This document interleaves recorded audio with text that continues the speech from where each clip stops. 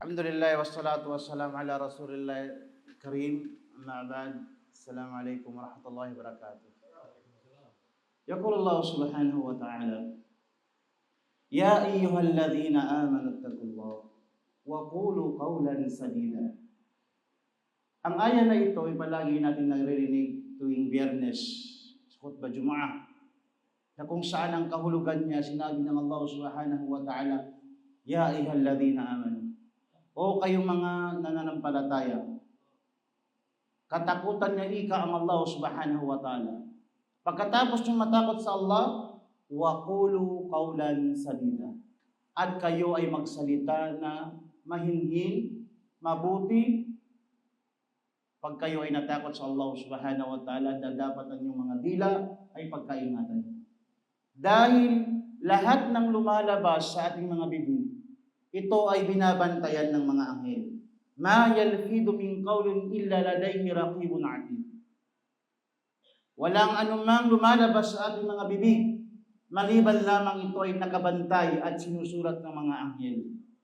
Kaya nga ang sabi ng propeta sallallahu alaihi wasallam, Man kana yu'minu billahi wal yawmil akhir, falyakul khairan aw liyasmut. Sinabi ng propeta sallallahu alaihi wasallam, kung kayo ay naniniwala sa Allah at sa kabilang buhay, nararapat sa inyo na magsalita lang mabuti. At kung wala na kayong maisip na mabuti, wala kayong masalita na mabuti, awliyasmut, mas mainam sa inyo ang manahimik na lamang. Dahil baka sa isang salita mo na yan, ikaw ay makapasok sa paraiso. At dahil din sa isang salita mo na yan, na ikaw ay makapasok sa impyerno. Sinabi ng propeta sallallahu alaihi wasallam, Innal abda la yatakallamu bi kalimatin min ridwanillahi. Sabi ng propeta sallallahu alaihi wasallam, katotohanan, ang isang alipin nagsalita siya ng kalugdan ng Allah subhanahu wa ta'ala. At hindi niya naisip na yon, di na binigyan ng pansin na yon, yarfa'ullahu biha darajat. Itataas ng Allah ang kanyang antas dahil sa magandang salita lamang, sa isang salita lamang. Wa innal abda la yatakallama bi kalimatin min sakhatillah. Sinabi ng propeta sallallahu alaihi wasallam, at isang alipin na siya ay nagsalita ng masama. Isang salita lamang na ikagagalit sa kanya ng Allah subhanahu wa ta'ala, yahwi biha fi jahannam. Yun ang dahilan na makakapasok siya sa impyerno dahil sa isang masamang salita lamang. Kaya kung gusto mong maligtas, dapat pangalagaan mong iyong dila. Sinabi ni Uqba ibn Amir, Kala, Ya Rasulullah, man najah? Sinabi ng isang sahaba, Ya Rasulullah, ano ba ang kaligtasan? Sinabi ng propeta sallallahu alaihi wasallam, Ansik alayka lisanak.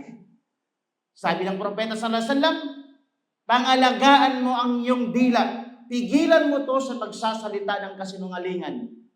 Namam, yung riba, yung panglilibak, pagmumura. Alagaan mo to, yung dila mo to. Pigilan mo sa gumawa ng masama. Dahil ito ang pinakamaraming makapasok sa impyerno dahil sa dila. Sinabi ni Abu Hurairah, Ya Rasulullah, ma aktsaru yadkhulun nasa nar. Sinabi ng Abu Hurairah, Ya Rasulullah, ano ang pinakamaraming taong nakapasok sa impyerno? Anong sagot ng propeta sallallahu alaihi wasallam? Al-famu wal-farj. Sabi ng propeta sallallahu alaihi wasallam, dahil sa kanilang dila at kanilang ari. Dahil hindi nila ito inalagaan, dahil hindi nila ito pinigilan gumawa ng masama. Mga kapatid sa Islam, kaya ang sinabi ni Hasan al-Basri, ma'aqalu dinahu man lam yahfad lisanahu. Sinabi ni Hasan al-Basri, kulang ang kanyang pag-iisip sa kanyang rehiyon kung sino man ang hindi niya kayang pangalagaan ng kanyang dila upang gumawa ng masama. Mga kapatid sa Islam, ingatan natin kung gano ang pagbantay natin ang pumapasok sa ating bibig, mas doble ang pag-ingat natin kung ano ang lumalabas sa ating mga bibig. Dahil nagbibigay ito ng malaking pinsala sa mga tao. Naway patawarin tayo ng Allah subhanahu wa ta'ala bago natin lisanin ang mundo na ito. Assalamualaikum warahmatullahi wabarakatuh.